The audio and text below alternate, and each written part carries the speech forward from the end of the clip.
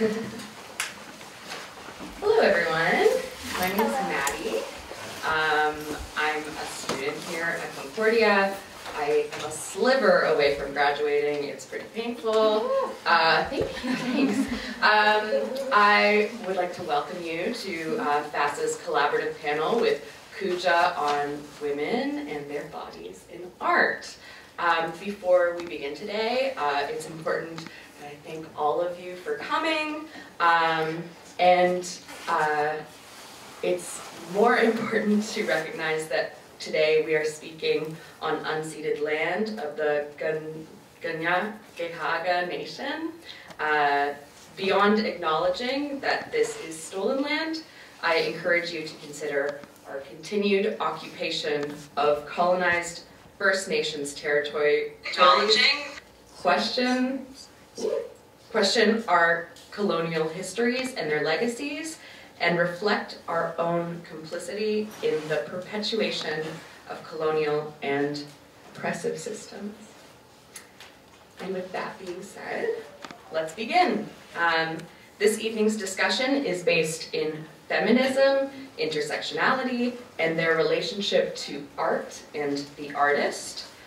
We will start with some introductions, and then we'll move into a more loosely structured conversation, which will be followed by a 15-minute question and answer period. So, although I'm just going to briefly introduce myself, although that I am in theater, my background is in interdisciplinary performance, where I combine post-dramatic theater, radical body art, and intersectional feminism, and focus on themes of queer theory, body dysmorphia, nostalgia, glamour. I'm a Gemini,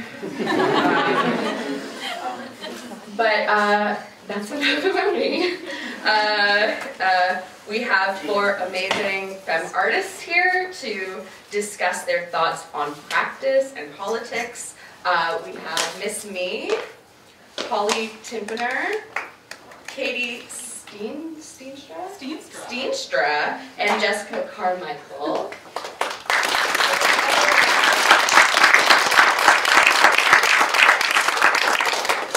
And Jessica Carmichael will be starting us off.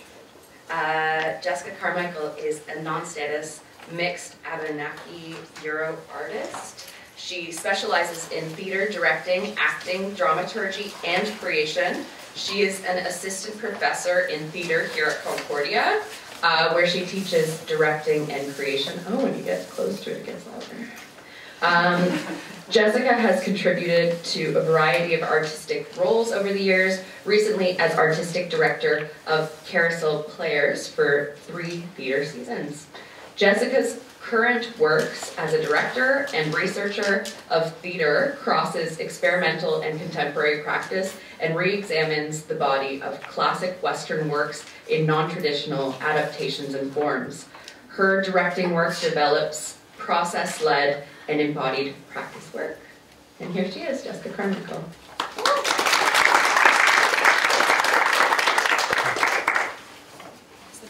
Just click next. Just everybody do next. Yeah. Wow. I'm gonna get out of there. Thank you for having me. I just joked before that I'm probably gonna be the driest. I'm trying not to be dry and make you laugh, but we'll see. I'm just gonna lower this, I think. So yes, my name is Jessica Carmichael, and I am non-status Abenaki, a Euro artist. And I also wish to acknowledge the traditional Hawk and Algonquin territories on which we meet, and extend that respect to the custodians of this land, elders past and present, and all generations that are here taking care of the land into the future. Today I'm going to speak a bit about my research as a director, a dramaturg, and creator. All by practice-based research, whether an adaptation or a community-based project, explores how to bring an embodied connection to the land along with its traditions and to the stage so that each collaborator can deepen their own perspective and personal storytelling methods. So I was born in England and I grew up in Alberta. My Abenaki heritage connects me to the people in Odanak, Quebec, who are known in the traditional Algonquin languages as people of the Dawnland, or people of the East. Present-day Abenakis are post-contact communities, as most original tribes were decimated by attrition. Dozens of distinct tribes originally lived in the areas of Quebec, 2 parts of Maine, Vermont, and New Hampshire. Survivors of neighboring villages merged together, and their identities became blurry even within Indigenous oral practices. Growing up in Edmonton, my family knew little of our Indigenous heritage. It was erased, swept, and hidden from us. Like so many other people I have encountered over the years within Indigenous circles, many stories of erasure have common links due to shame, neglect, marriage, adoption, and many facing deep-seated racism. Sarah Sunkrin, my great-great-grandmother, had assimilated into Canada and given up her Indigenous status like so many women during the 1800s when she arrived and she married Donald B. Carmichael. My grandfather, Donald George Carmichael, never spoke of his grandmother, and my dad, Donald G. Carmichael, never met her. She died before he was born. When I arrived in Odanak to reconnect the Abenaki community, I was struck not only by how small the land was, but also by how enormous the land's history was. Imagine a river, Rivière Saint-François. Now imagine a reserve so small that you almost miss it. One narrowly paved road leads you into it, a road you could easily miss. A village of just over 400 with sloping hills of yellowing grass with the lush greenery of bush near the river's water. The lustrous blue of water and sky sit in contrast to the solid browns of earth and pine tree branches. This is the land where my family is from. This is the land that holds the stories of Sarah Sunkrin and that bears the stories of Sarah's grandfather, Reverend Peter Paul Sunkrin. This is the land where Peter Paul piled brown stone upon brown stone to erect an Anglican church. This is the land where the Catholic Abenaki have sat in conflict with the Algonquin Anglican Abenaki. This is the land where French settlers and Abenaki continue to live in segregation today. This is the land that holds the stories and history of the Abenaki, the stories of my ancestors, the stories of the land, the stories of the land's people. The Abenaki's history lives in the land, and Odanak land lives in our bodies. The land is bridging that communication, Star Marenko says in Spine of the Mother, from performing indigeneity. Those stones, the stones that make the land, were carrying us and their stories, our shared stories in ways we could only begin to imagine. I share this story with you because it lays the groundwork of my relationship to the Indigenous communities I have encountered and continue to encounter through my practice-based work. This history is also the source of the questions that drive my research as a practitioner. I was asked, I'm just going to flip through these. I was asked by Brock University to lead a team of Indigenous, local, and Ontario artists to develop a workshop and present City Treaty as a particular welcome for Indigenous students to the site of the new School of Fine and Performing Arts, which opened officially in the fall of 2015 in downtown St. Catharines. City Treaty was a performance adaptation of the award-winning epic poem City Treaty by the late Marvin Francis of Heart Lake First Nation. To adapt this rude, sneaky, cranky, smart, truthful, and intelligent poem, as described by Kay Thompson in the Globe and Mail, I assembled Six Nations artists, playwright Phelan Johnson, recent Governor General Award winners artist Shelley Nero, stage manager Ashley Bomberry, along with Toronto-based Métis performers Michaela Washburn and dramaturge Cole Albus, local and Anishinaabe musician Steve Bariani, and dancer Adrian Smoke of Onondaga Clear Sky First Nation. There are challenges for Indigenous artists who enter institutions such as Brock University because the structure of the institution can overwhelm Indigenous presence. Dylan Robinson, in his article, Welcome Sovereignty, warns that Indigenous artists and their stories can be, and I quote, claimed rather than themselves making claims upon the sites they are situated in.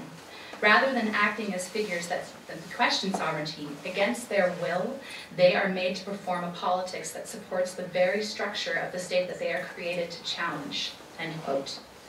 Some people might argue that we were contracted to perform a politics of reconciliation for Brock University.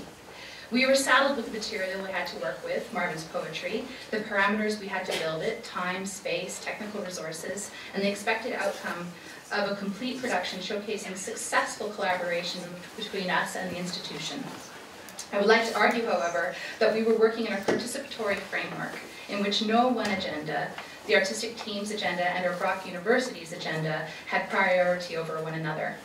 Stephen Forrester writes about permission and protocol in relation to making documentaries in Indigenous communities in his anthology, Coded Territories, where research and artistic objectives are multiple but are not, and I quote, problematic as long as the various goals do not conflict. In practice, this means that there are ongoing processes of negotiation about what and how research gets done and what sorts of research produce results, end quote. Brock expected an adaptation of Marvin's poetry, but as we began to engage with Marvin's work, questions arose for us that shifted this artistic goal, and through negotiations with Brock University, our questions ultimately challenged the proposed idea of what the production would be. Through our discussions, we discovered a large issue, calling forth a deceased artist who was born on the land and only one of us had walked upon it. Heart Lake First Nation, where Marvin hailed, was in northern Alberta. What connection did we all have to his land? Did it matter? Questions of appropriation and the pilfering of traditions for profit exist both inside and outside of Indigenous communities. According to Robinson, people are not visible in their own land, while their territories are entered and crossed daily, often without thought, without the knowledge that any boundaries exist. Marvin's land was not our land, and it was important to us to acknowledge the boundaries that exist between our lived experience and his lived experience, between our land and his land. We had to figure out what it meant to work with Marvin's words, to honor them, and to honor his connection to land. In the performance text, we addressed the deeper issue of working with Marvin in a few ways. One was using the discussions we recorded in rehearsal as a text rather than appropriating Marvin's voice. We initially recorded conversations for research purposes to inform the adaptation of the script, but as our discussions continued, the group had more and more questions about permission, protocol, representation of land, and bodies on land. In particular, we questioned how we could represent Marvin's relationship to land in a land that was not his own. It was when listening to our recordings that I realized we could use these conversations to expand upon Marvin's relationship to land. In such a way, the performance was not solely about representing Marvin or Marvin's work or even embodying Marvin on stage, but also about us, the Indigenous artists in the rehearsal room, and our relationship to Marvin, his land, and his work. Additionally, we decided to place the room we worked in, the table we sat at, where we had our conversations, our smudge bowl, the food and paper everywhere, cigarette packets just like Marvin had written on, famously, all his poetry. And we captured them and all our recording on the stage and put it into the setting for our performance. We entered the space at the top of the show with a loop of our rehearsal discussions playing. To honor Marvin, to respect his spirit in the room, we placed a plate of food and a cup of medicinal juice on the table. And so we began the Treaty Project, embodying Marvin's words. Reach all the borders. Make sound that contours land. Every shrub, tree, and plant has geographical importance, which was always on our map. Allow seasonal migration, human to city and back, while rivers wash inside. The prairie undulates. The Canadian Shield up on one side of the Rockies and down the Mackenzie, so you can finally figure out that this land is owned by your children, never by you. Two Indians is a new play by Six Nations playwright Phelan Johnson. Phelan explores the binary between res and city. In the play, two Mohawk cousins meet in a Toronto alley to recreate a ceremony from their childhood but struggle to remember how. Phelan asked me to direct the play for the 2016 Summerworks Performance Festival. Together with Yvette Nolan, the dramaturg of the piece, and the two performers, Yolanda Bonell and Darla Quantois, along with designer Andy Morrow, we worked to help Phelan create the story she wanted to tell. In her article, Thanksgiving, published in the anthology Performing Indigeneity, Phelan speaks of a cultural disconnectedness that arrived from her experience of not growing up practicing traditions in Six Nations. This is not uncommon on reserves, to have a polarized community experience, some steeped in traditional values, some left to, quoting Johnson, pick up the bits and pieces of culture as you walk down the dirt road of the res. You learn to recognize edible plants that grow up in the ditch. This disconnected yet searching for connectedness prevails throughout Two Indians. One of my tasks in directing this play was working with the actors to connect and deepen their relationship to land, and by extension to unpack the binary between the reserve and the city. Phelan wanted to question how Indigenous people end up in the city.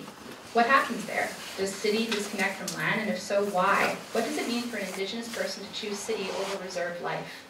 In turn, I wanted to explore how these questions affected the personal embodiment of land versus its disconnection. To deepen the actor's personal connection to land, I gave space for performers to sit together, eyes closed, breathing, and allow images to come over them. They would take words like home, land, moon, and allow these words to deepen into images that impact their breath and our physicality, and ultimately their understanding. As director Anne Bogarts writes, we are assemblers. We forge received parts of what we have inherited into meaningful compositions. This state of affairs is our plight and our destiny, but it also offers the opportunity to find meaning as well as to find communion with others, end quote.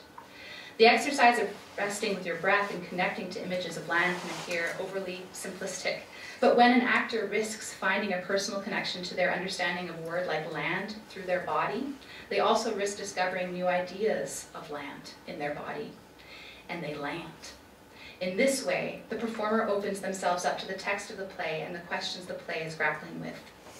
With this in mind, the performers and I spent a lot of time in back alleys, meeting cats, talking with graffiti artists, walking through the concrete corners and the lush green parks of Toronto in the wet heat of summer. To quote Lauren Baines from Dance, Embodiment, and Cultural Ecology, places hold memories. They influence behaviors. The characteristics of a place, whether physical or psychological, can direct the activities and conduct of those occupying it, end quote. As we move through the city moved through our bodies. And as we move through the res moved through our bodies. Philosopher Edward S. Casey proposes that lived bodies belong to places and help to constitute them. Bodies and places are connatural terms. They interanimate each other. We found by interacting with land, we exposed existing social relationships and drew attention to the dynamics between body and space. These discoveries translated to the stage, drawing attention to the connection and disconnections between bodies and space, place, land for spectators. It is important to share, and if possible, embody the critical question a text is asking in performance. In Upstaging Big Daddy, Directing Theaters of Gender and Race Matters, editors Ellen Donkin and Susan Clement discuss interpreting text and offer that if theory, and I add politics and cultural matters, are going to be introduced into a process, then it needs, and I quote, to become the common property of every member of the creative team, end quote. Our entire team had to be engaged fully in mind and body towards the creation of the production's content. Where land and ceremony are concerned, this means creating a space that allows actors to engage in their own personalized response to what home means to them, to how land resonates in their bodies, and what it is to be connected and or disconnected. Am I doing okay for time? Okay, iChild. With these discoveries in mind, I decided to undertake a new project, iChild, through Carousel Players, the young people's theater company that I ran as artistic director from 2014 to 2017, before taking up my post here at Concordia. This project was in collaboration with Toronto's immersive theater company Outside the March, led by Mitchell Cushman. I also reached out to Carousel Players community partners Rodman Hall Arts Centre and Harriet Tubman Public School. iChild was an exploration of our heavily digitized, mediated, screen-filled world created by a demographic of 11-year-olds that had never known anything but. The piece was a workshop production held in the fall of 2016. Mitchell and I first conceived of working together a year and a half before the project debut. We knew we wanted to bring together his strength in immersive theater with my strengths in developing new plays and devised theater. We began asking the following questions. How does technology affect children? At home, in the school? How has technology created gaps in how children experience land and heritage? How does it affect their bodies? Rodman Hall, a nationally recognized art gallery, provided us with access to their gallery and historical grounds. 48 students from 2 grade 6 classes at Harriet Tubman worked together to write their own original play with the aid of a professional team of actors and designers. Participants were engaged in creating performance and visual arts through various manners. For example, they used Arcade Fire's The Wilderness Downtown project, a location-based audiovisual web experience to see their school on land standing in the wilderness, after which they wrote about what they missed and or gained in having their school building cover a plot of land. They visited Rodman's grounds to sit on tree stumps along the hillside. They recorded the sounds of man-made fountains and put it in contrast to the recordings of the nearby river. They read excerpts from the Treaty of Fort Niagara and learnt about how the people of St. Catharines, the Haudenosaunee, Seneca, Neutral, Ojibwe, Nipissing, and Mississaugas interacted on the land. They used video cameras to trace their own footsteps walking up and down the property stairs, and they contemplated how the building's foundation lines met the land. My interest in engaging site-specific work was that it encourages the artist, in this case, the student artists, to actively engage in how to interact with our surroundings and the stories that come from them. As anthropologist Tim Ingold furthers in this point in his essay, The Temporality of the Landscape, a place might be a geographic area or physical structure, but its transformation into placeness derives from its use and import within a community, society, or culture by the activities or tasks associated with it, end quote. In this case, having young artists recall history or imagine footprints and walk in these footprints presented the students with an embodied experience of their home. American author Lucy Leopard notes in Undermining a Wild Ride through land use, politics, and art in the changing history that the Greek root of the word ecology means home. In order to effect positive change in our cultural home, we must first recognize our role and influence within the system and the creation of our places. Our cultural ecology is not a static system. It is a dynamic and fluid relationship between humans and our lived spaces. The relationship to land and nature is important, not merely because the students told us of their constant daily interaction with technology and lack of engagement with land, but because many of the youth had not been informed about the history of Rodman or the surrounding land they lived in. And many of the students had embodied this lack of information. iChild gave these students an opportunity to learn site-specific immersive devising skills, but more importantly, it gave them an opportunity to embody a new understanding of the land they stand upon and to share this embodiment with an audience through a presentation of their work. Ipperwash.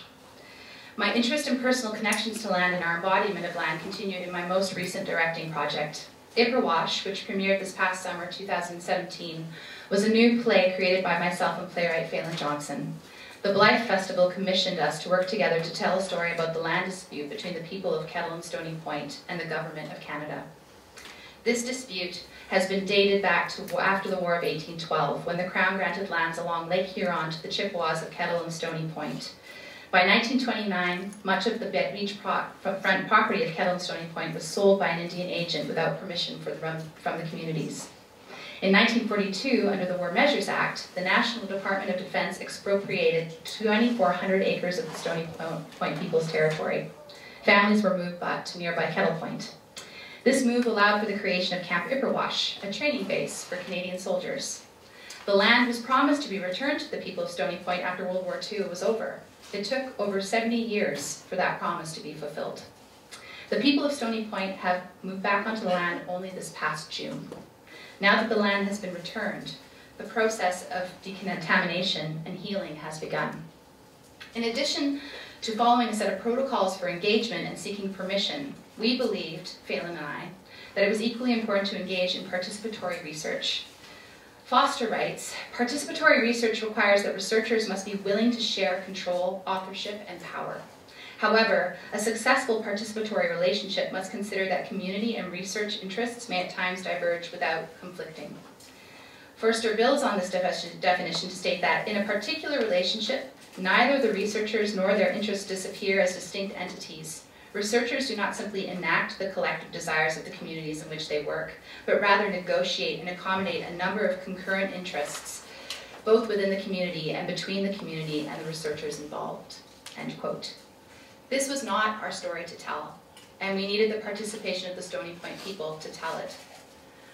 But we were not capable of enacting the collective desires of the Stony Point people. Rather, what we could do was negotiate and accommodate their embodied interests with our embodied interests. Phelan and I began visiting the Stony Point people in the spring of 2016. We knew from the get-go that we were walking into a tense situation. We were outsiders crossing an invisible boundary into a community that had been strained and unfairly represented in the press, especially due to the highly publicized death of Stony Point band member Dudley George. There is an untold story existing about the people still dealing with this aftermath. There are many untold stories. And in fact, this is a story that the community members we've met asked us to tell. They are still returning to a land that remains occupied by the Department of National Defense.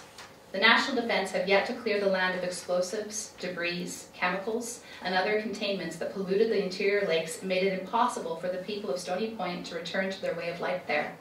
At present, the 30 families have moved back into the barracks that remained on the land from when the army occupied it. The barracks are falling apart. They are not insulated, they are full of asbestos, and in the small area the barracks occupy, there is only one tap of water for the entire community. This is their fight. This is their embodied experience of their land. As I began to devise our writing and then rehearsal process, the best practice was to listen. To listen with our attentive and privileged bodies.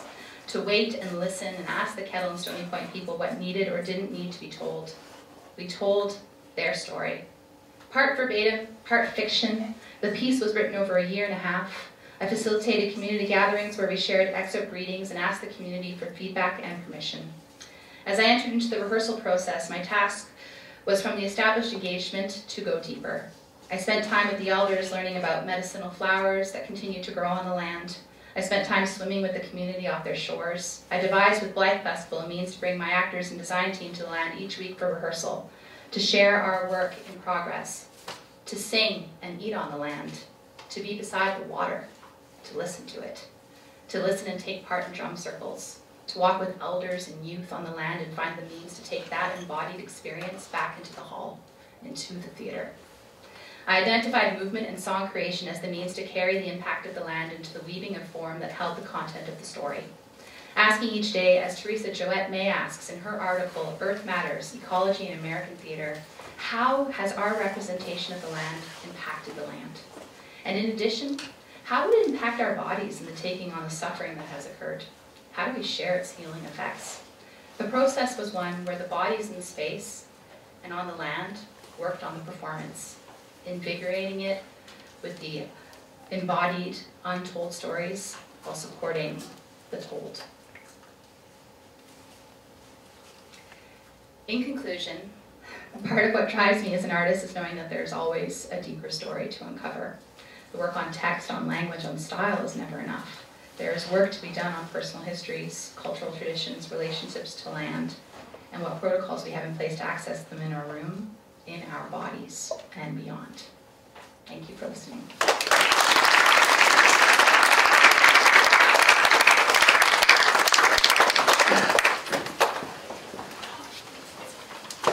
Thank you, Jessica. Next up we have MissMe, an activist, feminist, and one of the most recognized outlaw artists in North America. MissMe's unapologetic pieces command attention, exploring her own struggles with race, gender, society, and class, while lifting up icons of the past.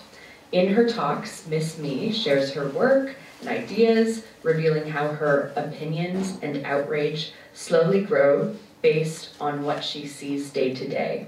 She talks about the media's portrayal of women. She talks about race. She talks about class. She takes on the most pressing issues in our society and explores them through her art. MissMe.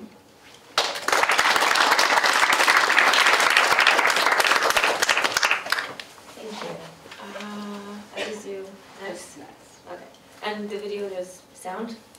There's going to be sound? Yeah? Okay. Great. You tolerated me. Alright. Alright. My name is MissMe, and I like to call myself an artful vandal.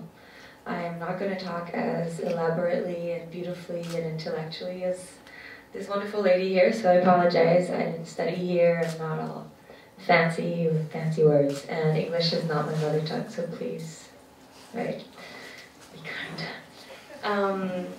So what I do is I roam the city streets, whether it's here or everywhere I can visit, and I usually just leave little gifts, and I use the street as my gallery, and my pieces are my opinions. What I do is considered vandalism in most laws, which is funny to me, but still I embrace it because I think it's an interesting thing to compare what I do to vandalism. So most of my work is illegal. It happens in the streets, and it has a very bad reputation. But it doesn't mean that what I do is immature or inconsiderate, or I don't have a strong opinion on and values and opinion on society. Quite the contrary. I put a lot of thoughts and opinions in between my work, behind my work, and the fact that it's illegal for me it's just more dedication because there's more risks. This is really awkward. Sorry. Okay. So I'm going to talk to you about one part of my work, or maybe two. I talk about a lot of things, I discuss a lot of things with my work, some more serious, some less, but because of the theme, women and their bodies, this made a lot of sense. This is the portrait of a vandal. It is my answer to my personal struggle as a woman in society and through my body and my sexuality. Because to be born with a woman's body, as a lot of you ladies know, is to bear the unsolicited burden of society's unresolved attitude towards sex. We learn to adapt to a patriarchal system, and that blames us for the misbehavior of men. We're taught to be ashamed of our sexuality and apologize for the power of our body. This is the portrait of a vandal, this is my soldier, and it is actually me. I do myself because I think that is the realest way to be authentic. I'm not going to take someone else's life to talk about. I'm going to start with myself. I actually there's, I think, like 12 versions of the portrait of a vandal now that says different things, some more serious, some less, some more sexual, some more fun. I use the body of the portrait of a vandal to express a lot of different things. And they're everywhere in the world. It's my way of saying that sexuality is an intention, it's not a state of boobs, that vulgarity is a behavior and an energy, it is not a state of ass, it's you don't carry it with your physicalness. And girls with big breasts will know that they were usually held more, like they're seen as more sexual, they have to cover up more. It's ridiculous when you think about it. And it is, I have grown up in a society that has told me that I was responsible for the misbehavior, the attitudes, the reaction of men around me and of women. I have been told that by women, by men. I was held accountable for the image of my family, the good name of my family, of my society. It is my personal, the way I grew up. It is not something, none of the things that I talk about in my work is something that I generalize, ever. I talk about point of views, and this one is mine, and my life, and my truth. And not only do I reject that, because I don't think that it is our burden to carry, but I think it's extremely diminishing towards men to think that they're somehow not mature enough to be responsible for their own action. I have a very, very high opinion of men. I have wonderful men around me, and to think that somehow they should be held accountable is extremely insulting to them, in my opinion. So yeah, there's a bunch. I just put some images, but yeah, I like to put them in obviously places that are very, there's a lot of people passing by and that they might not necessarily be exposed to that kind of opinion, and I understand that some people might be very offended by it, and actually they don't last very long. Most of them are my size, my exact size, but yeah, they don't last very long, and the interaction is real. Like people, destroy it, write terrible things on it. The very first time it happened, it actually really affected me, but it's been like 6 years, so now I'm like, whatever. And what's interesting is that, because it's been happening lately, I don't have an image of it, but I covered an old video erotica downtown, and I cut it with a bunch of vandals, and it says Illuminati and everything, and there's been a lot of interaction with it. It's St. Catherine, obviously, and there's been some, the usual stuff, but there's been something very new, and I actually should have put it in there. And I believe, because obviously I don't know who does it, but I believe it's a feminist that gets very upset with my work. Very, very, very upset. Because I think she's from another generation, and she has a different she has lived things differently, obviously. And my point of view, I don't think she understands it. I don't think she's done her research. But she sees it as a sexualization. For her, a naked body is for her necessarily an objectification of woman's body. And I've been answering because she's been writing, like, I think it's to her. I'm not 100% sure, but that's my assumption. She's been writing all these things, like, remplacer les femmes objets par les femmes objets, bravo, like things like that. And I've been answering every time. I haven't just been covering it and repairing it. I've been like being like, no, if you can't see a woman's body and without seeing it sexual, then I think you're part of that problem. I think that the stance that my vandal has is not one of seduction. It's not one of anything. It's really just very frontal, mostly pretty angry. And so I appreciate that you compliment me on my body as saying it's a femme objet, but that's not the point. And also it's always extremely interesting to see how all of us have a vision of our own body, and we lived it a certain way, and others will be like, what do you mean? You look this, and you're like, well, that's never how I felt, right? So to respect each is like lived vision of our own body is something that is hard sometimes to understand. Okay, so this is the video. I hope this works. Yes. This is a video I did. I did a couple videos. I tried to do different things, not just things in the street. And I did this with the NFB, and it's a pretty straightforward idea. It's just called freedom is self-definition, and it just tackles on some obvious stereotypes for men and women in the way we should look or the way we should behave. And it's just it was a fun thing to deconstruct, because here obviously a lot of you are very thought, and you push boundaries, and you try to challenge ideas. Obviously here at university and art, I mean, it doesn't get more than that.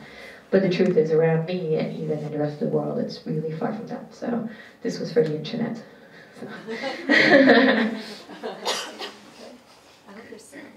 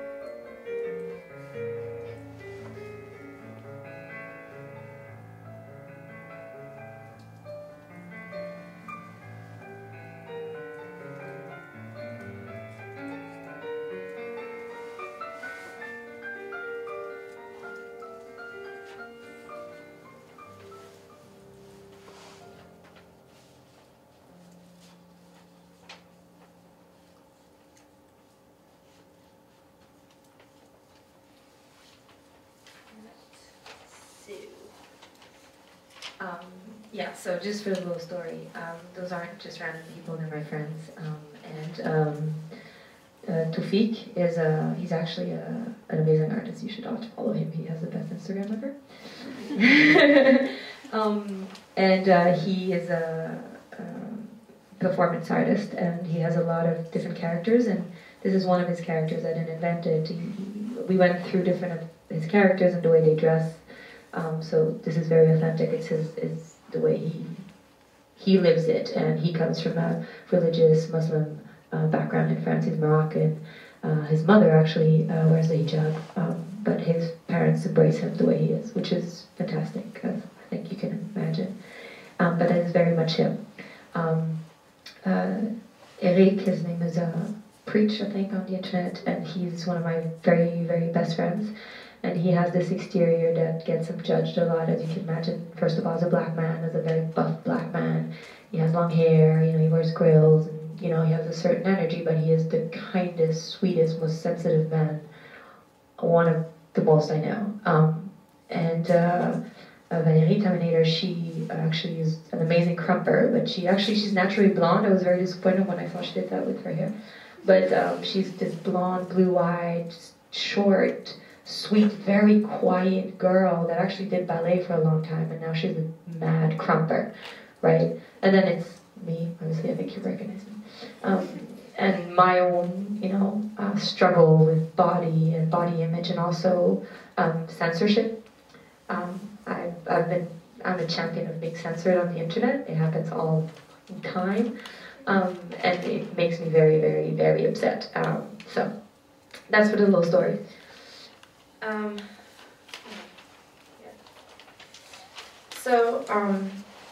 As a woman, I know there are a million definitions of what a woman is, right? We know a lot, we can discuss so many, we can listen and learn more, and I think they're all true. I know mine is true, and I'm open to all the other ones. I think society is more and more open to that. And as we fight to all be more empowered and sexually liberated, our found liberation can take very different forms depending on each journey, right? So some of them can even be perceived as contradictory, but I argue they can all be valid. For example, that's the slide I forgot to send you, but to cover up as a statement could be just as strong and empowering as to uncover as a statement. This is my journey. To uncover for me is my way of empowering myself and stating my ground, but the opposite could be very true.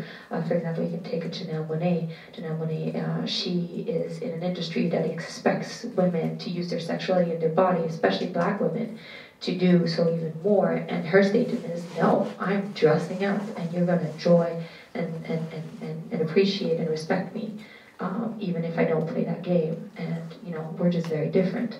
I respect her very much, and we actually, we've met and, worked together before. So it's, to respect each other's journey is extremely important, right?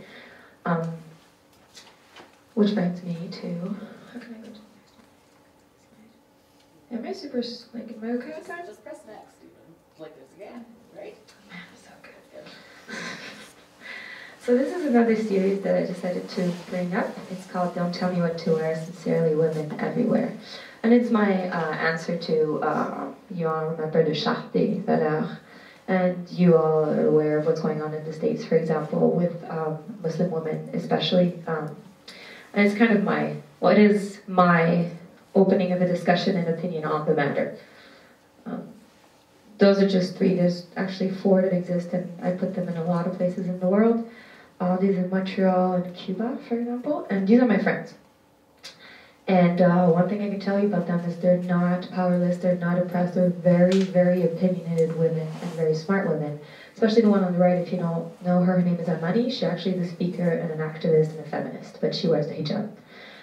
The one in the middle is one of my best friends. Her name is Ahlam, and she actually she covers her hair sometimes, not all the time, which I find extremely interesting. And when women, or even I've discussed that with Amani, the way she wears her hijab, she wears it the way she likes, and we have to understand that as much as we hear usually how society criticizes these women, because they're supposedly oppressed because they're covered in hair and everything, they're also facing the other side of some community members that are more extreme and criticize them because they're not wearing it the right way or the proper way. So when they do it their way, they're like between two sides. It's really something.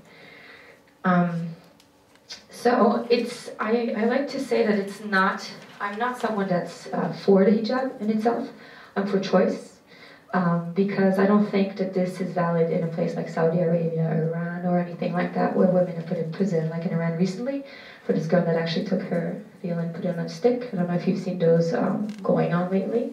It's really striking. So I think that hijab is used to oppress women in a lot of places, but I don't think it's when a woman is free enough to make her own choice, then we should respect whatever. Look, I'm fucking covering my hair and my face. Like, how could I, Like, it would be really ridiculous.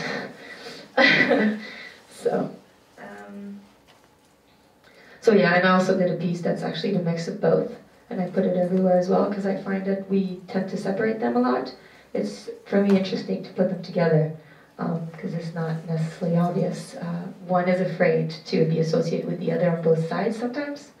And I think it's interesting. Yeah, so basically, as I said, these are my found truth, and they're my answers to my life and the discussions I have with my friends. And even if it resonates with many, I think it's important not to impose them ever, because a liberation, no matter how efficient it is for some, can remain a form of oppression when it's imposed as a single truth, right? So I put all my opinions out there. For me, they're a start of a discussion. I say that I create encounters in the street. And I think today more than ever, it's important to break out of our echo chambers, because social media is a real form of society today. We can't ignore it. I mean, it's really hard. And it's isolating us more and more into groups that think like us, and it's making us all, no matter what our opinions are and how liberal we think we are, it's making us all more extreme. And we see it when we need to talk to someone that doesn't agree with us. It becomes extremely emotional, it becomes violent, even within ourselves. It's hard, and I'm putting myself in this. I'm extremely angry against algorithm, and I think Facebook and all these people have a huge part in that, but that's a whole different thing. I think it's making society unsafe, all these things, and I think it's making us feel safe, but it's really making us unsafe, because we don't know how to build bridges, we don't know how to talk, we don't know how to agree to disagree, and I think it's important to leave that space for the other that thinks differently but still accepts you, and not to demonize them. And I may be loud and I'm proud and I'm bold, and that's just the way I express myself. That doesn't mean that I'm not open to listening, and I may be wrong in certain things, and I hope I will evolve and learn more things, and I think one is not the opposition of the other. So yeah, that's it.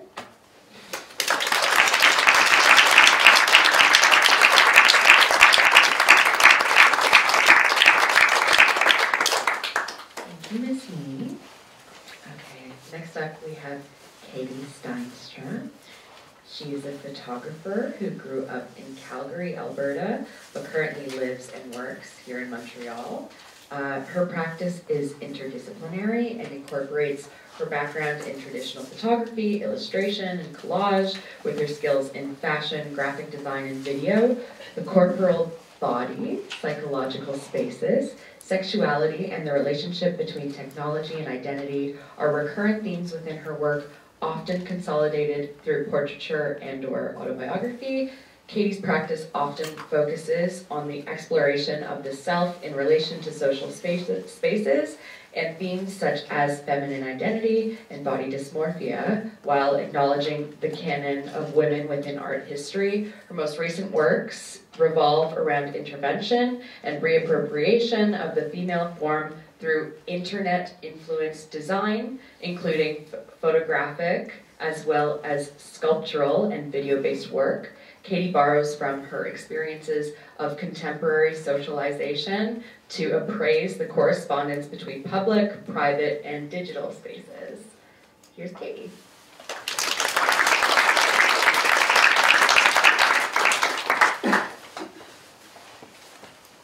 Hi.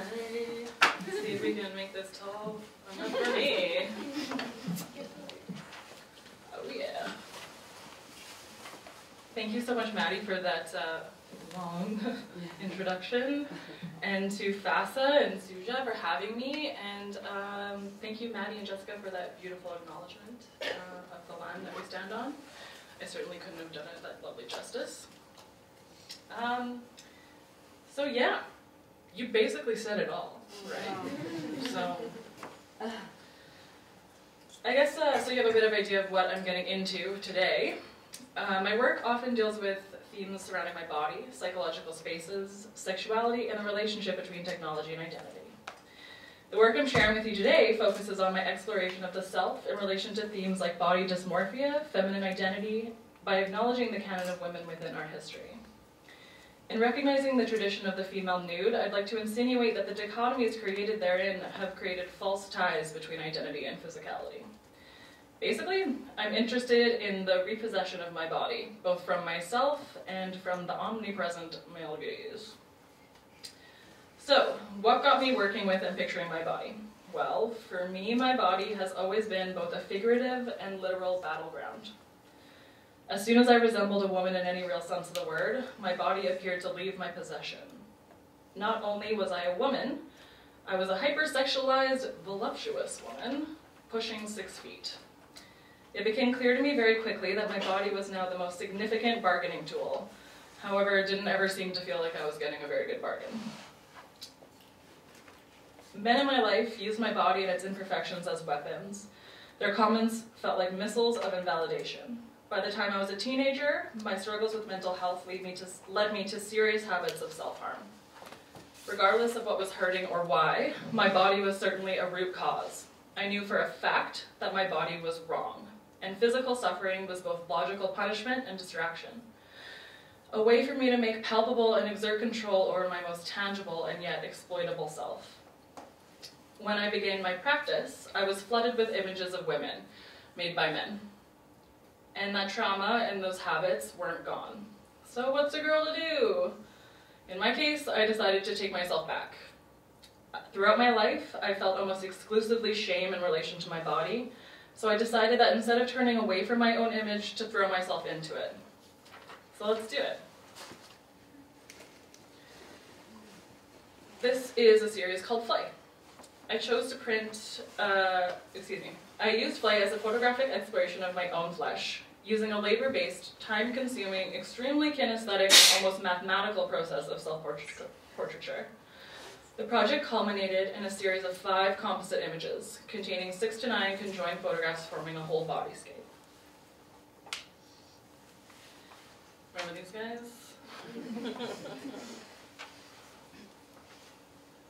I chose to print on tissue paper in order to produce an environmentally delicate object, making reference to skin or skin shedding.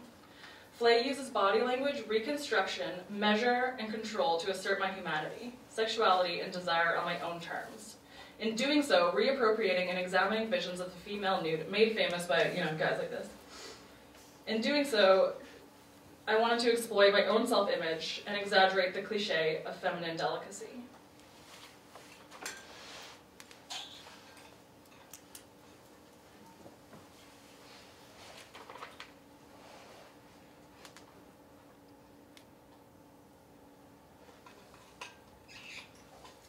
Moving on from Flay, where I was making a very direct reference to historical conceptions of the female form, I wanted to take Flay 2 to a more personal space. I had felt as though my physical body had become the primary archetype for my identity, a common experience for women, whose identities and values have been directly linked to their bodies for centuries. Through my struggles with self-harm, my body had been a site of bloodshed, caught in a relentless campaign of beautification attempts and an overwhelming compulsion, to which I had often submitted. Self-worth was being preached to me by my doctors and my loved ones. Your body is a temple, and I had been failing it in more ways than one.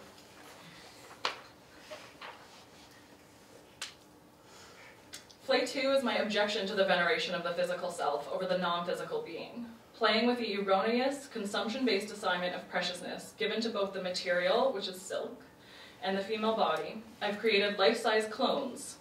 These clones act as projections of my own body, with which I can do what I want, without any repercussion. Upon showing the final silk pieces, I unexpectedly intervene during the show and tear them to pieces. With Flay 2, I wanted to suggest that perhaps the physical is in fact more ethereal than the psychological or the psychic, or at the very least, that there's an interaction between the tenuous nature of both the physical and non-physical conceptions of self. Ultimately, flesh is insignificant to personhood. Mortality renders this bodily currency of mine irrelevant. With Flay 2, I use gesture, projection, and replication to assert control over my own literal body image. Again, reconstructing the concept of a passive female nude, and simultaneously rebelling against the commodification and false, projected preciousness of my body.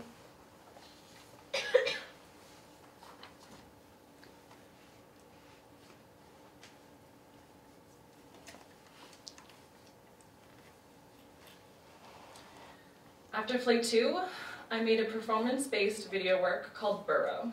With Burrow, I wanted to bring my struggle with self-harm into a more direct, confrontational place. At the time, I was feeling overwhelming resentment for my inability to reconcile my desires and obsessions with my personal health. So once more, I thought, where better to work this out?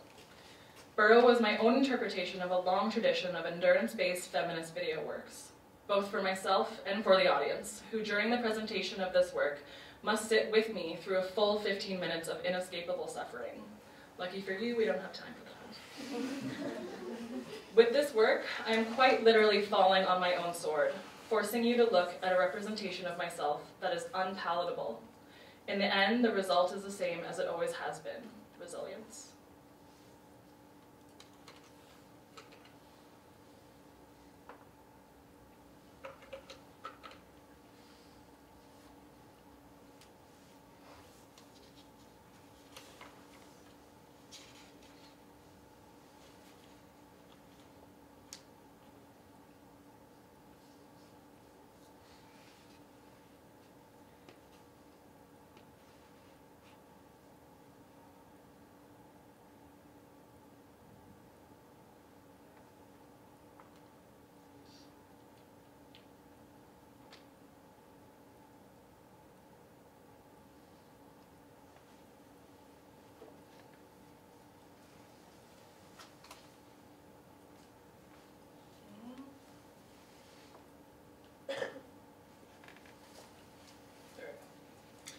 All right, moving on to everyone's favorite form of self-portraiture, the selfie. The selfie has become an incredibly enigmatic product of our time. Not until recently has self-portraiture existed in such a prolific and disparate form. Selfies have become a way to express both self-confidence, self-consciousness, and have become a new and powerful tool of communication in the hands of the creator. Naturally, as they were instigated mainly by young women, selfies have been treated by many as uncouth and embarrassing exercises in vanity. A step further, nude selfies, typically exchanged within private transmissions between lovers' cell phones, have become hot commodities. Men infiltrating the intimate spaces in which these images were created have scandalized the women in the images. Whether it be hackers or jilted exes on revenge porn websites, yet again, the power being held by the women who place themselves within the frame with their own self-determination is being imposed upon. With I'll Show You Mine, I wanted to navigate what happens when one deliberately and consensually removes one's own selfies from their original context. Are these nude images pornographic in their public presentation? Are they simple exercises in narcissism? Or are they redemptive icons? I created this series by sifting through my own rather large collection of nude selfies, made specifically to incite desire and lust in another person. The work lives by removing these selfies from the context of the cell phone and inserting them into a public sphere of the art institution. Once the images have been recreated, digitally modified, and presented large scale, they become monstrous, overwhelming clusters of pixelated flesh. Their size and abstraction encourages the viewer to step back, not only to gain their footing in front of the image, but also in an attempt to piece together what the image actually is. The content is unclear and difficult to understand unless the viewer allows themselves distance, like an abstract painting. In this arrangement of space, the image dominates the viewer to a degree that does not allow them to express ownership over the photograph, nor the body present in it, the very opposite effect of holding the image in one's hand. In my work, I'm interested in both the physical form of women, which has been historically defined, portrayed, and occupied by the male gaze, as well as the performance of the self. Reappropriating the female body as a subject and placing it back into the hands of the female artist has been an exercise in my own repossession. The self being a product of a series of performances of identity is not a new concept by any stretch, but more recently, this performance has become much more detectable as the digital self has become more prevalent, creating a lucidity of our ability to transform never before allotted to us. I'm curious about this digital self and the myriad of factors it added to our contemporary lifestyles, how it relates to our physicality and both our perception and creation of reality. Further, if these identities can then be colored additionally by changing context yet again within the institution of the art world. Both in my work and in my life, I'm unpacking a lot of inner hostility I feel naturally exists between violence and beauty. I think the most powerful position a person can be in and work from is a place of openness and vulnerability. In a way, I feel as though what I'm doing is trying to play a card that was dealt against me, and attempting to do so with radical softness. In the work I've shared with you, self-portraiture felt like the most sincere place to be working from. Picturing myself has been a way for me to exercise control over my self-image, and derive power from a part of me that outside forces have consistently drained. My work has been a way to spend time with myself, truly looking unapologetically. I don't think that the themes I've worked with are necessarily always caught up with me as an individual, but when you work as nudes, it's inevitably perceived as very personal. And as good feminists, we understand that the personal is political.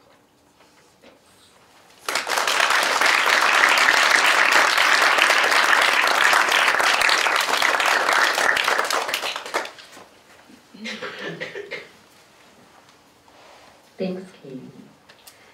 And next up we have Holly Timpener. Holly is a Montreal and Toronto-based performance artist. She uses performance as a way to challenge and understand her place in this world and to investigate how people connect. Performance allows her to confront issues related to gender, intimacy, beauty, and the body. Themes of trust, power, control, and consent resonate within her work. These themes are approached from a personal perspective, along with the research she collects from within communities. One-on-one performances allow her to gather stories and materials which she reflects on and responds to through performative expression. That wasn't that long, right? All right, so here is Holly.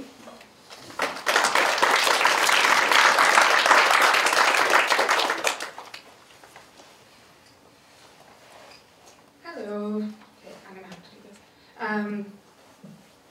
I have something in my eye, so if I'm like winking at you guys, it might be a real wink, and it might not be. You guys can choose yourself. Okay. How do I work this thing?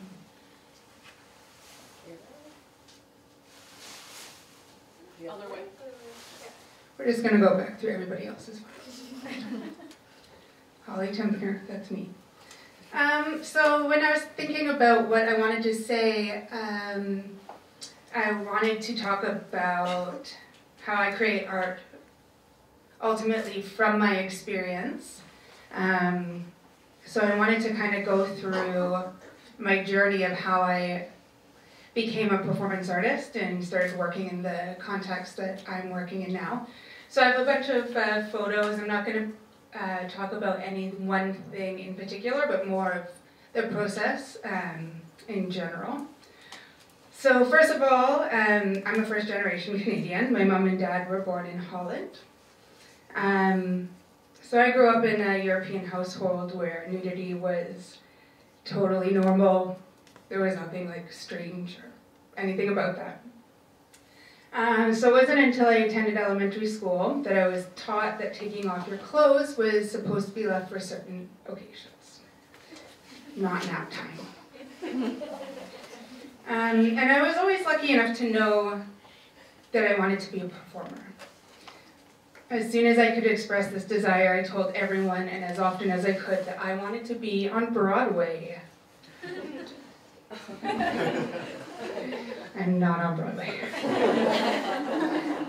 So I fast-tracked through high school so that I could attend a musical theater school in Toronto. And that's where things started becoming interesting for me in my experience. I began to stand out really quickly at the school as something of a troublemaker.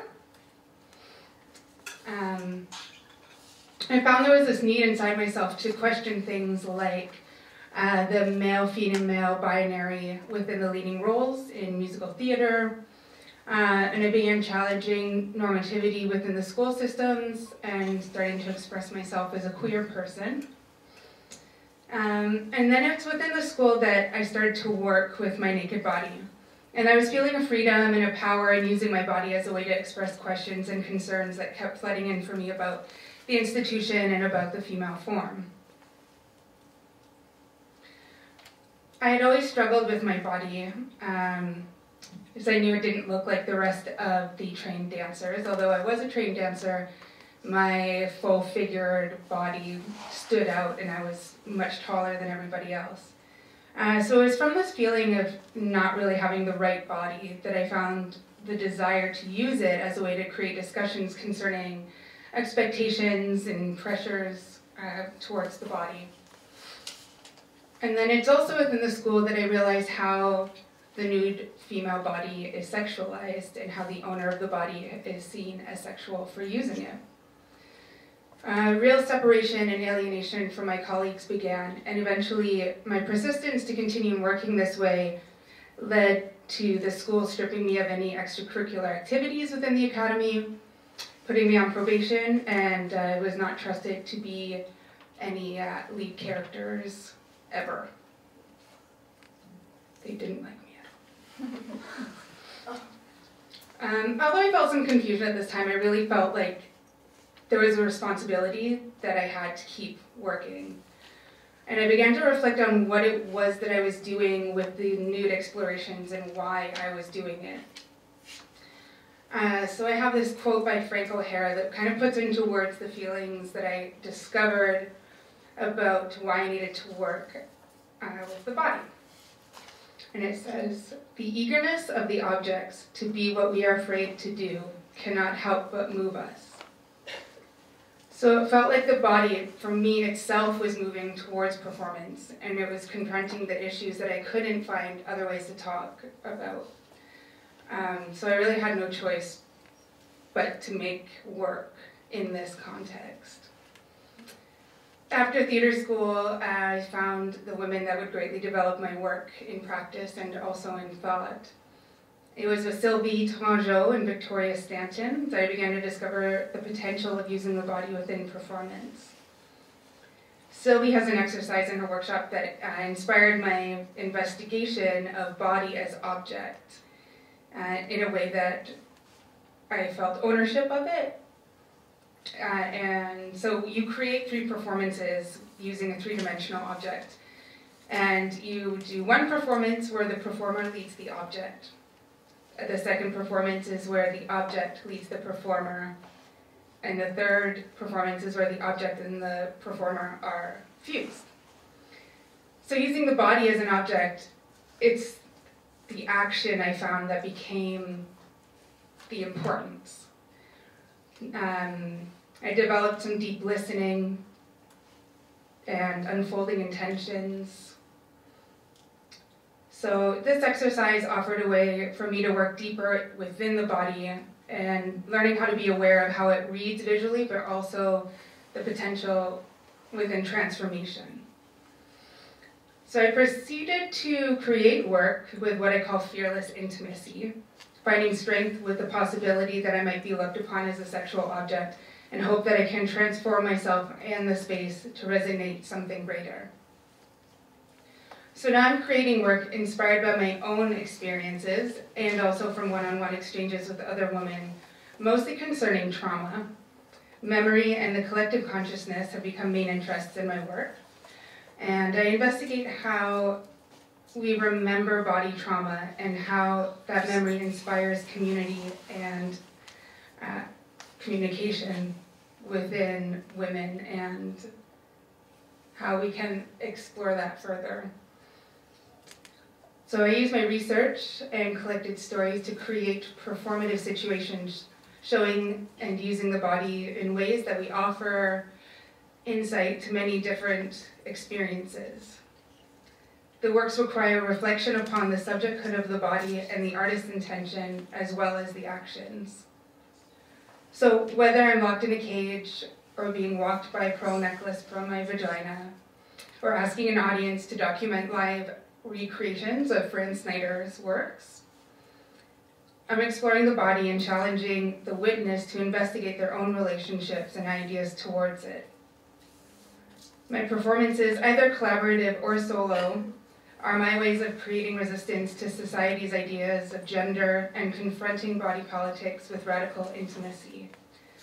They are my socially embodied way of finding freedom and discovering opportunity for potential and political connection. Good.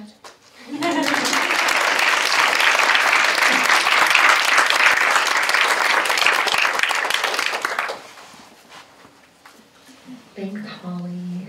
And, oh my gosh. And thank you to everyone for sharing your personal stories and your practice with me and everybody else here. We're going to move forward into more of a discussion period about the topic, which is women and their bodies in art. I'll lead in with a question, and maybe from there it can evolve into more of a conversation. The first question is, how big of a role does intersectionality with race and sexuality play into the work that you do? And feel free to answer, feel free not to answer, if anyone has anything to say. For me personally, I try to be open to other people's stories around me, but as I said before, I don't try to have an answer and preach it, so I try to listen to it and integrate it, in what I talk about as much as I can, according to my life and people I meet, obviously. So obviously much less than I think I should and I want to, but it's also just how things are around me and people I meet in time. But hopefully more and more I will learn and see things that I don't know today. I'm wondering for you specifically if you feel like your persona holds you back from maybe speaking your distinct truth? It's tricky. It's honestly very tricky because what's personal and then your identity without revealing too much becomes a struggle. And it's interesting also in this age of becoming easily public as someone, as a speaker, as a, like as a symbol, someone people follow, listen to. The more you say, the more you can get criticized, and especially when you try to be personal and honest, you always take so much more risks at, being shut down. And people are very harsh today, and also don't let people be wrong and be like. It's Michael Shea who said something that I really liked in one of his, I think it's his only show, but he said, like at some point he said something that was not. It was not right, and it was considered homophobic. It was not his intention, but it came out that way. And he was shut down, and he was really attacked for it. And he said, it was really too bad because that was a learning point for me, and I should have been led somewhere. And I think people don't really do that anymore, and it's about being right and wrong. And so people are more and more afraid of sharing because we're afraid of being wrong, or not being aware of a certain truth we didn't take into account, and then we would. Adapt to it. And for me, it's a constant thing I have to think of and not think of. So I want to be honest and true to myself. So I try not to think of this too much, but it's kind of impossible because the more you say, the more you share, the more you can be attacked. And it could be valid attacks, but the way it's done can really not only hurt you, but really shut you down. And people label you. It's really tricky. It's really, really tricky.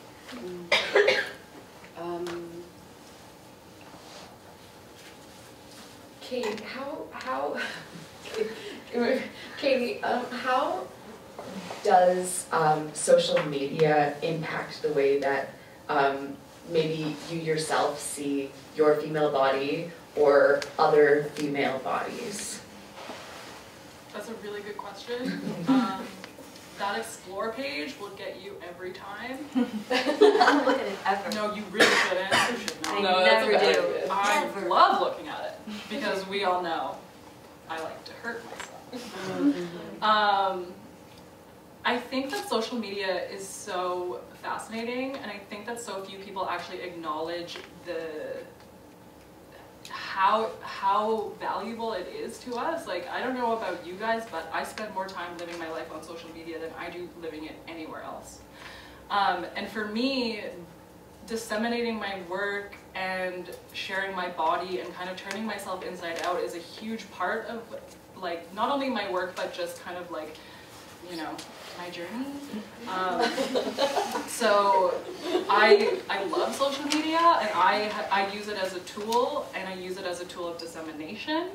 But I certainly think that it can, like, really get in your head, and the comparative aspect is just heightened to a level that it's always been there. Women have always compared themselves to each other. That's what we do. Because, you know, we're competing for men, so we have to look at each other as competition, and that explore page. Like, I don't believe in any of this, by the way. This is just like the banner. But I think that what's really important is that we acknowledge these different spheres of existence for what they are, which is a performance. And I think that social media has, if you really look at it, makes this performance more obvious, because we all know that when we choose to put things on social media, we are framing ourselves in a certain way, but then for whatever reason, when we look at other people, we forget that. It's like you're easily fooled by your own self. Yeah, it's like, like, you we know all it's know what we're propaganda, doing. but then you still fall for it. Totally. So I think that acknowledging that social media, like anything else, like the clothes we put on in the morning, like the way that we choose to speak to one another, everything that we do is a performance. And as long as we don't forget that, and we don't forget that we're on stage, we can use it as a tool.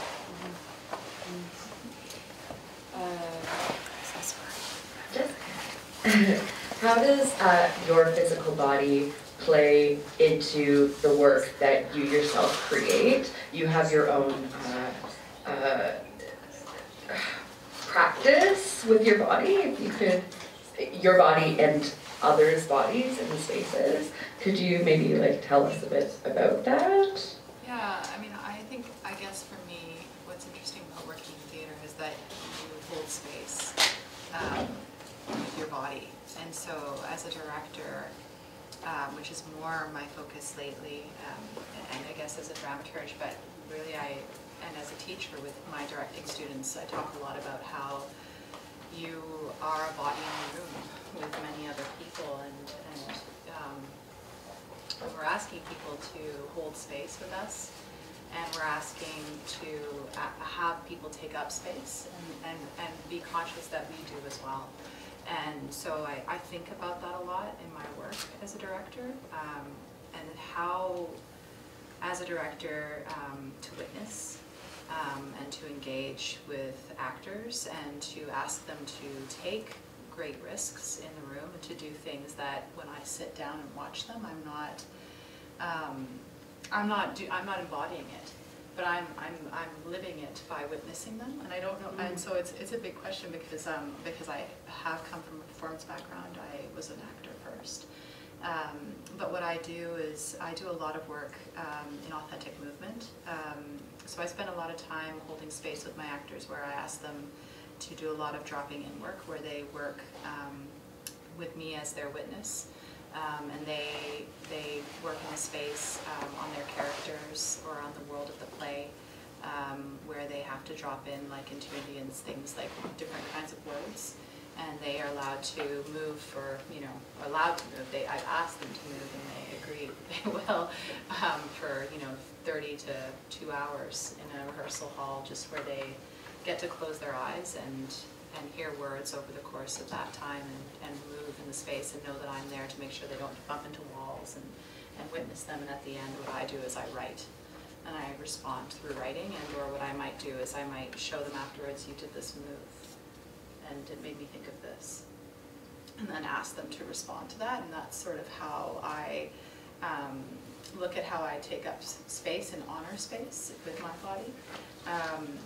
But I guess one of the other questions you had before that I thought was about intersectionality, and I'm always curious about why our audience thinks about what that word is, because I find that I'm always trying to still define it for myself, and especially as a theater practitioner, what it means to hold the intersectionality of race and sexuality and what those mean for the body. In the rehearsal hall, I think is especially important now for women, and well, for many people, I think children and men as well, but in our current narrative in North America, the way the Me Too movement is happening, and in Canada, where we're seeing more and more women telling their stories about how they aren't being respected, and how their stories are being asked to be told on stages, and how they're being asked to tell them on stage, and yet they're not, that the person in power is abusing that. And I think that comes from a misunderstanding of intersectionality and what that means and how to honor that in the rehearsal hall, amongst other things. So I'm always curious. I don't know if that's something we can ask the audience, like what people think about that, because I think it's like terms like that we don't discuss enough as artists who are learning and trying to be leaders in our work. I find that especially in educational settings, the assumption that everybody knows what intersectionality actually means, which of course begs the question, what does intersectionality mean to you personally, Jessica? Well, I guess it's because I'm a teacher. I'm always like, I want to hear what other people think. Right. I want to know what you all think. I mean, I always go back to it's about the intersection, so about the way things cross, about the way they speak to each other. And so I guess just going back to that, do race and sexuality, they have to. I mean, they must be honored in the work, because that is people's backgrounds and for me in the rehearsal. And I love what you're saying too, that you have to also honor yourself, and you have to honor your limitations about what you know and don't know. Otherwise, the only people that are going to speak are the ones that are not afraid to be bashed, and they're usually not the right people, right? If it's not all of us that can say, I'm saying this is what I think, and someone can be like, I don't think you're right because you're not taking this into consideration, and being able to be like, oh, yeah, you're right, I was wrong, and allowing me to be wrong, I will continue speaking and opening myself. But when we don't, we get afraid, especially the good people will get more and more afraid because they don't want to be labeled anything, they don't want to be, misunderstood, because, intentions are always something, and what we say and what we understand are usually a lot of different things. But we can't allow all these other people to speak for us after, because I believe it's going to make it worse. Well, I mean, that's history, right? The people who have spoken have been... Today it's tricky. Yeah, it really right. is right now. It's Yeah. really tricky. Everybody has a stage, and it's more and more the people that are more educated, more intellectual, or more extreme, whether it's in the left or right.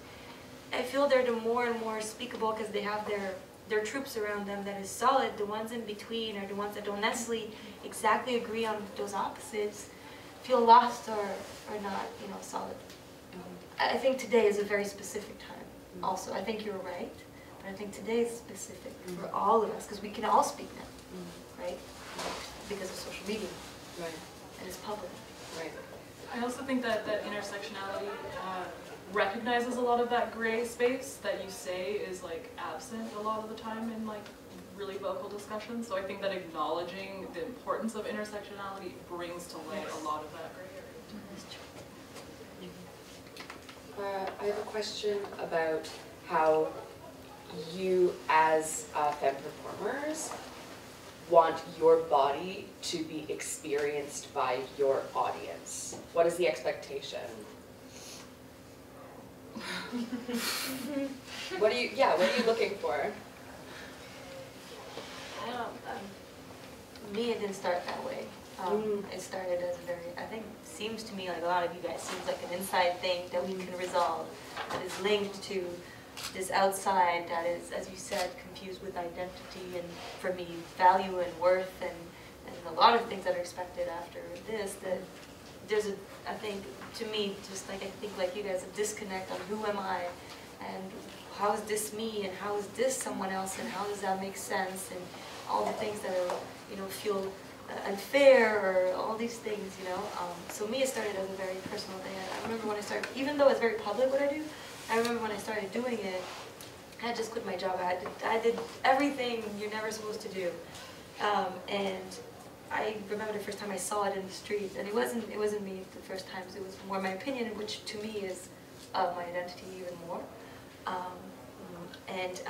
I felt like I was living, and I felt like, you know, c'est quoi, c'est who's this philosopher? I have a blank. It will come back to me, but it's the story of why does the kid throw the rock on the water? You know, why do you do that? There's no real point, and it's the idea of, you know, having an impact on your outside and proving to yourself that you exist. To me, that was that. I'm having an impact outside of myself, because I live within myself all the time. I'm hyperactive inside myself. But outside, I sometimes felt that I wasn't really existing, or no one was really seeing me the way I felt. So putting myself outside in my environment was a way for me to prove that I existed. And then I realized that people were following me, but that really came after. So, and still to this day, the expectations are a weird thing for me, because it makes me have to acknowledge how people perceive me, and it's like it's like weird. I'm not. I would say that, you know, because I don't find myself, but I find myself a feminist or a femme creator, and also because I know that I like to work with a lot of women. So, and I want, you know, for me, it's important that women have voices on stage, and that female directors get to direct those, they get to be in the whole space and help direct those women. Because what's happening, or what has happened in my experience in training and in working in this profession in North America, is that it's a lot of men, white men, who get to hold the room and ask the women to go out and perform their stories, or to you know, work on a very you know, on a significant female role, and try and get them to, you know, share something sexual or something intimate, but then it's still through a male gaze, and because it's being encased in the form that is being created and held by a man.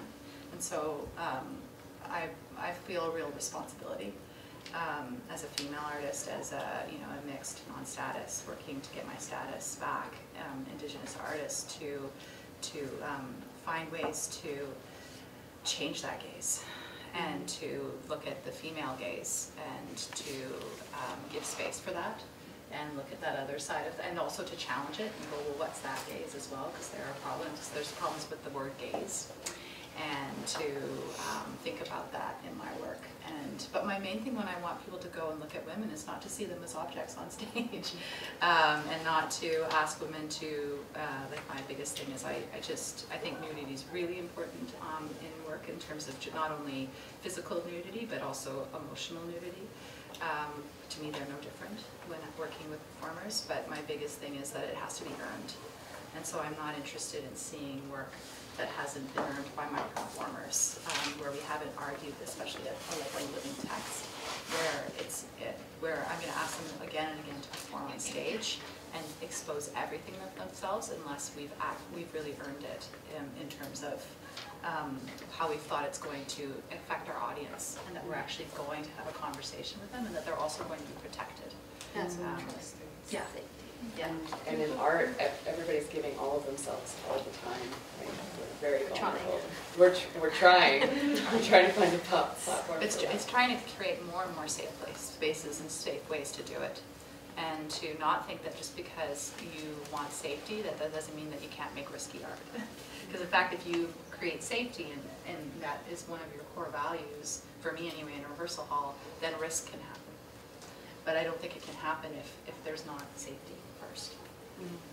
You spoke very briefly about objectification, which is interesting because MissMe was talking about how there's always two sides to the coin, right? Some people are liberated by objectification, while others want to get rid of objectification. So I'm wondering maybe where you guys stand. I didn't say I was liberated. No, not okay. No. That's not what I'm saying. I'm saying you said there was like two sides to the.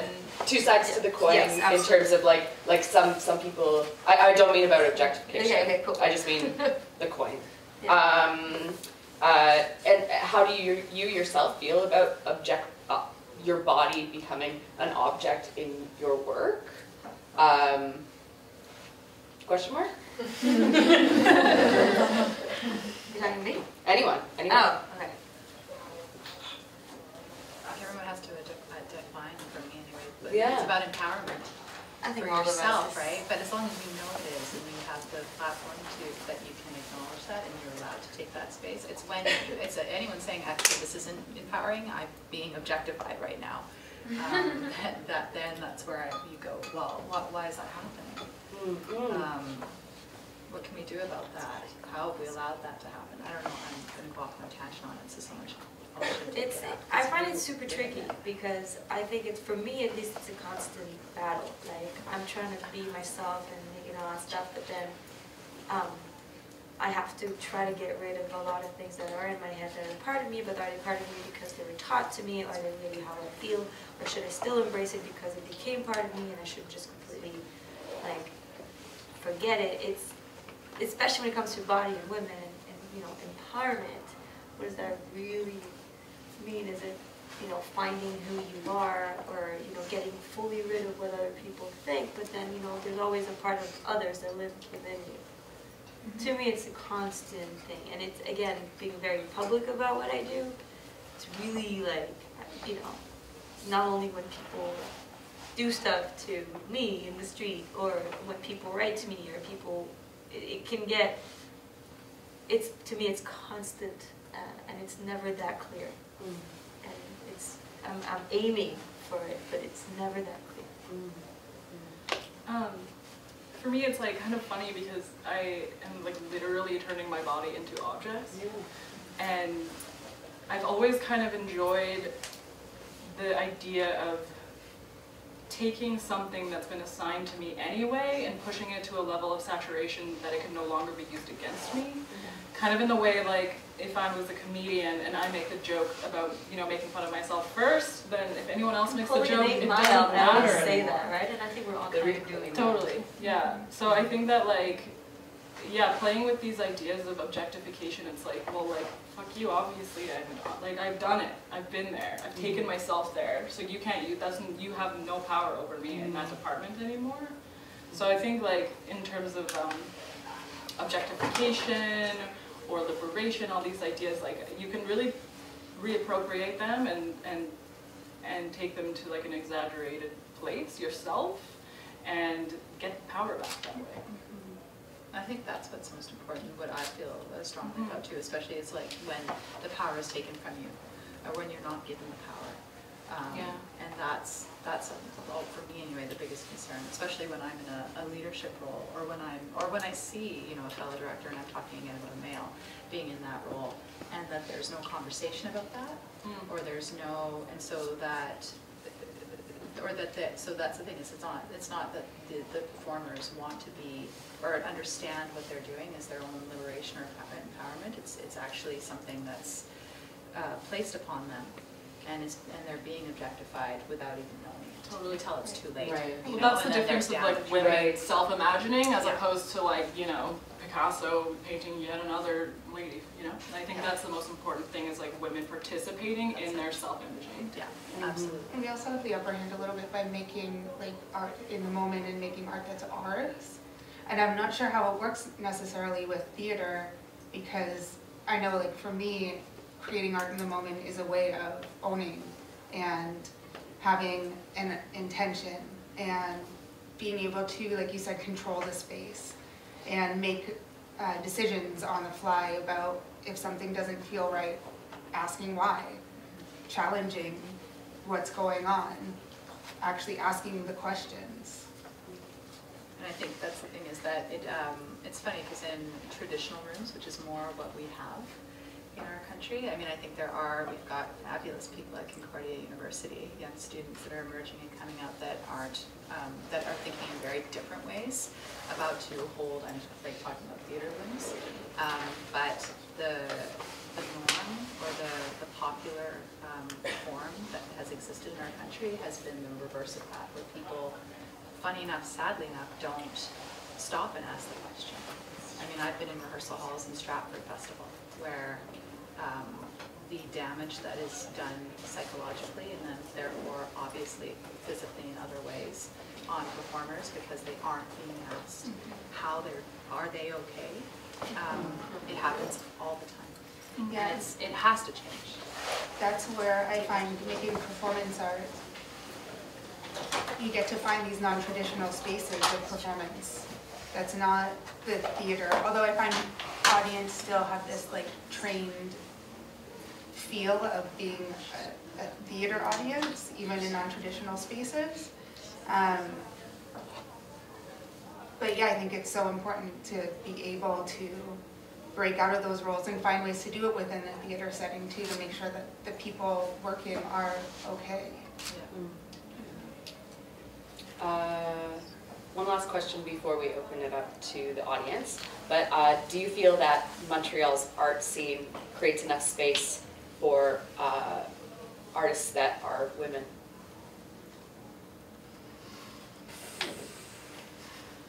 I'm not really on the scene.